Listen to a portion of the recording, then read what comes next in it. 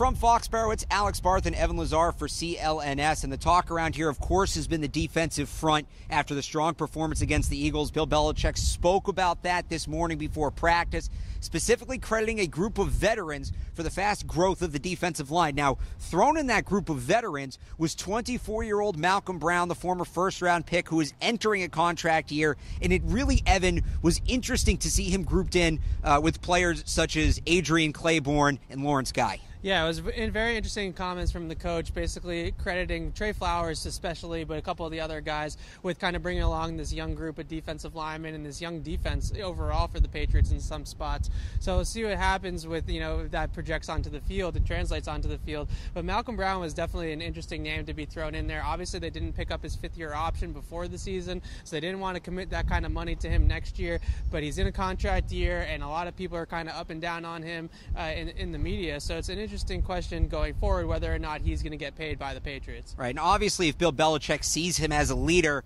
it's a good sign for him coming back next year. But what does he need to do this season? What does he need to prove to get that second contract with the Patriots? Well, so I think back in 2015 when they picked him in the first round, everybody was kind of expecting him to develop into more of a pass rusher than he has at the NFL level. But I'm not going to go there because I don't think that he's ever going to be that guy. A lot of these guys in college, they kind of just stick to what they are in college. Some of these guys don't develop other skills, and they don't develop in other areas, and they're pretty much just the guy that we saw they are in college. So with Malcolm Brown, really, let's see if he can solidify this run defense along with Danny Shelton and be the big guy in the middle that they really expected to take over for Vince Wilfork. That was the goal, right? He was going to take over the run-stopping role for Vince Wilfork when Vince moved on to Houston and then eventually retired. So let's see if Malcolm Brown can be more consistent in that area this year, help kind of revitalize the run defense in New England, and let's go from there, and let's kind of leave the pass rushing to some of the other guys. Well, you mentioned Danny Shelton, and when talking about what Malcolm Brown's going to do, him being brought in, remember, he was the 12th pick in that draft that they took Malcolm Brown.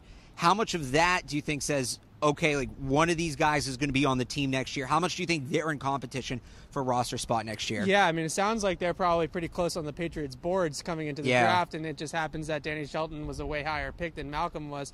So I think that is a big factor. Which one of those guys plays better this year? Do they really need two run-stuffing defensive tackles in today's NFL? I don't know. Do they need two guys that can only really play on first and second down or in run situations? Probably not, especially in today's league where you play a lot of defensive ends at D-tackle to kind of rush the passer, a lot of passing downs nowadays. So my guess is that those two are kind of in a competition. That's why they didn't guarantee either with their fifth-year option, so they can kind of make that decision after the season.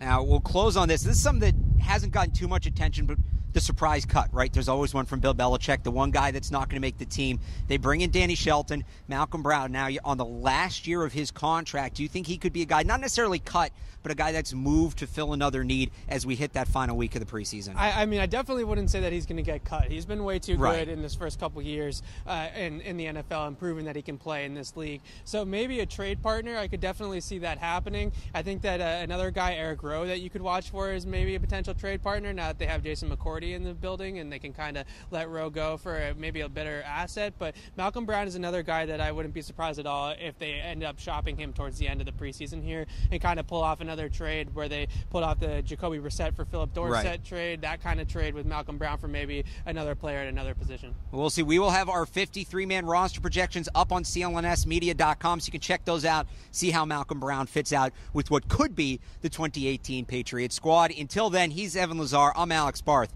for CLNS.